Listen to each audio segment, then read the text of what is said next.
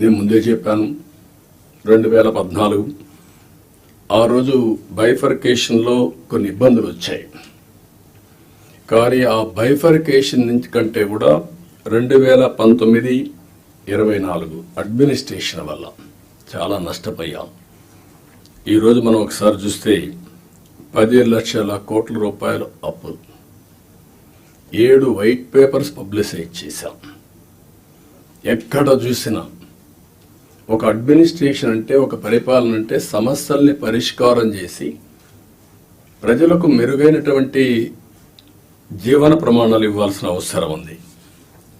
కానీ మొన్నే మీరు చూశారు ఎంత దారుణం అంటే, ఎక్కడికి పోయినా నేను పార్టీ ఆఫీస్కి వెళ్తే 3 గంటలు నాన్ స్టాపబుల్ పిటిషన్లు తీసుకుంటే ఒక 4,000 నుంచి 5,000 పిటిషన్లు వచ్చాయి. 5,000 పిటిషన్లో సగం పిటిషన్లు ల్యాండ్ రిలేటెడ్ ఇష్యూస్ వచ్చాయి.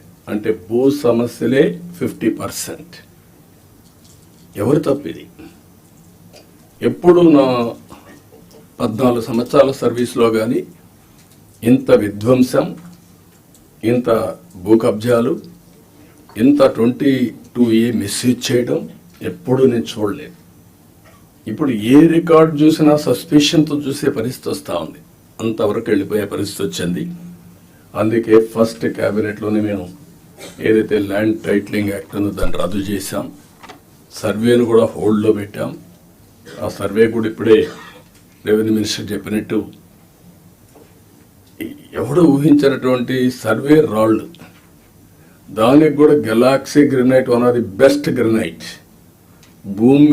భూమిలో పూడ్చే రాయికి ఇంట్లో వేసుకునే ఒక ఫ్యాన్సీ గెలాక్సీ గ్రెనైట్ పెట్టి దాని మీద ఫోటో వేసుకోవాలని ఆలోచన వచ్చిందంటే ఎంత దుర్మార్గమైన ఆలోచన అర్థం చేసుకోవాల్సిన అవసరం ఉంది మనందరం.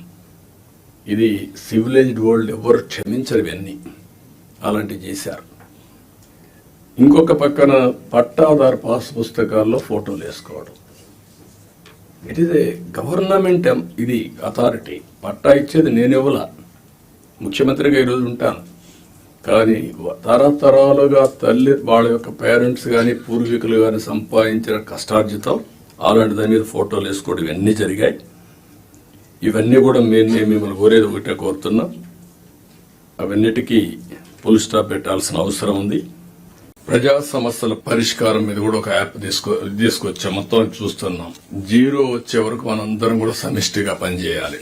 ఇప్పుడైతే అబ్నార్మల్ ఉన్నాయి, ఒక హిస్టీరిక్ గా ఉన్నారు పబ్లిక్ కూడా. 2 కారణాలు కావచ్చు. హై ఎక్స్పెక్టేషన్స్ కావచ్చు, రెండోది జరిగిన అన్యాయం పైన ఇంపేషెంట్ కావచ్చు. ఇన్సెక్యూరిటీ, ఇంపేషెంట్, అన్యాయం జరిగిపోయింది, నాకు న్యాయం చేయాలి అనే ఇది కూడా వచ్చినట్టుంది. ఏది ఏమైనా ఇవి పరిష్కారం చేయడం మనందరి బాధ్యత. కలెక్టర్స్ పైన ఎక్కువ రెస్పాన్సిబిలిటీ ఉంది. దీన్ని ఎప్పటికప్పుడు మేము మీకు కూడా పంపిస్తా ఉంటాం. సర్వీస్ స్టాండర్డ్స్ కూడా పెడదాం. గ్రీవెన్స్ వచ్చిందంటే ఎక్కడో ఇక్కడ జెన్యూన్ గా లేకపోతే ఎడ్యుకేట్ చేద్దాం. ఇంపాసిబుల్ థింగ్స్ వస్తే చెప్దాం, కన్విన్స్ చేద్దాం. అతను అడిగింది జెన్యూన్ అయితే మాత్రం పరిష్కారం చేయడం మన బాధ్యత. మానవతా దృక్పథంతో మనం ఆలోచించాల్సిన అవసరం ఉంది. ఇవి కూడా ఇవన్నీ కూడా పిటిషన్స్ అన్ని పరిష్కారం చేయాల్సిందిగా కోరుతూ, ఇప్పుడే సోషల్ మీడియా ఇవన్నీ కూడా మీకు ఒక చూపించాం. ప్రింట్ మీడియాలు ఇవన్నీ అవి వచ్చినప్పుడు ప్రతి ఒక్కరికి కూడా, మినిస్టర్స్ అందరికి, మీకు కూడా ఒక స్టాఫ్ ని పెడుతున్నాం. ఎందుకంటే మంత్రులు కూడా ఒక 2 ఒక PRO, 2 సోషల్ మీడియా మినిస్ట్రీకి ఇచ్చాం. అదే సమయంలో కలెక్టర్స్ కూడా మీరు వ్యవస్థను ఎస్టాబ్లిష్ చేసుకోవాలి. మనం తప్పు చేయకుండా రాంగ్ మెసేజ్ వచ్చినప్పుడు ప్రజలకు వాస్తవాలు చెప్పడం మన బాధ్యత. త్రూ సోషల్ మీడియా గాని లేకపోతే ప్రింట్ మీడియా ద్వారా చెప్పాల్సిన అవసరం ఉంది. రెండోది, ఎక్కడికక్కడ ఇవన్నీ వస్తూనే ఇంకొక పక్కన మీరు పాజిటివ్ గా మనం చేసే పనులు కూడా ప్రజల్ని ఎడ్యుకేట్ చేయాల్సిన అవసరం ఉంది. అందుకే గవర్నమెంట్ లో మీరు గుర్తుపెట్టుకోవాల్సింది, ఇన్ఫర్మేషన్ డిపార్ట్మెంట్ క్రియేట్ చేసుకున్నాం. వేరియస్ డిపార్ట్మెంట్ క్రియేట్ చేసాం. Over a period of time checks and balances పెట్టుకోవడానికి vigilance, CBCID, ACB, corruption control చేయడానికి, మనం చేసిన పనులు చెప్పడానికి INPR.